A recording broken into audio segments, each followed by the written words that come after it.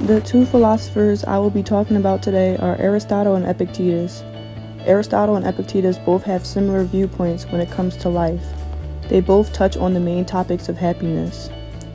Aristotle and Epictetus describe happiness as a goal, but the way one should go about reaching the goal of happiness is where their viewpoints differ. Aristotle and Epictetus both talk about their concerns with how people make decisions and how it shapes their life. They both believe that we are in control of having a good living. Aristotle thinks that people's emotions get in the way of their decisions and that the weak and the impetuous fail to make good decisions. The weak lets their emotions get in the way of their decision because they know what's right, but their emotions conflict with their reasoning. The impetuous knows what is right, but they do not care about the bad consequences. Aristotle says that these two categories are of the acratic, and acratics lack good decision making.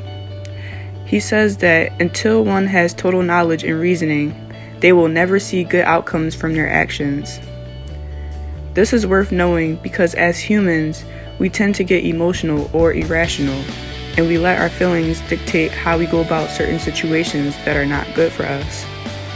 For example, you are in a relationship that is not good for you, but you have the decision to leave it.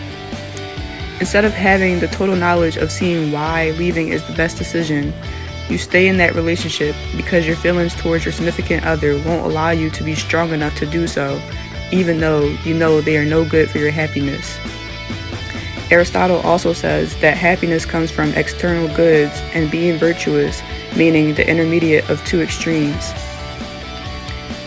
Epictetus also believes that the exercise of virtue plays a part in our happiness and thinks that people are unhappy because they do not control their emotions and put themselves in situations that could be avoided by just playing their role. By playing your role, he means by not crossing boundaries and worrying too much about what you do not have control over. Epictetus says that happiness is in our control, and by recognizing our responsibilities, we can feel happier about those around us. For example, you have this friend who is in deep depression, and constantly worry about this friend is bringing you down. Epictetus says he is not saying that caring about your friend is a bad thing, but worrying too much to the point where it makes you forget about yourself is destroying your happiness. Worst case scenario, you also become depressed while you constantly bound yourself to your depressed friend, which becomes a pity party. Epictetus believes that caring for your depressed friend is the best way to play your role as a friend, but trying to be a psychologist or a counselor to your friend when that is not your role is going to stop you from moving forward because you are not capable of actually helping your depressed friend, even though you think you can. Your depressed friend has to find happiness within themselves, and you are not in control of their feelings, only you are in control of your own.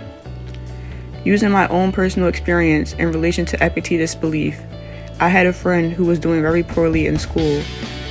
My friend had big goals that she wanted to achieve, but her efforts to put in the work that she needed to succeed were very low. I would try to give her advice and uplift her to do better and get better grades, but she still wasn't putting in the effort.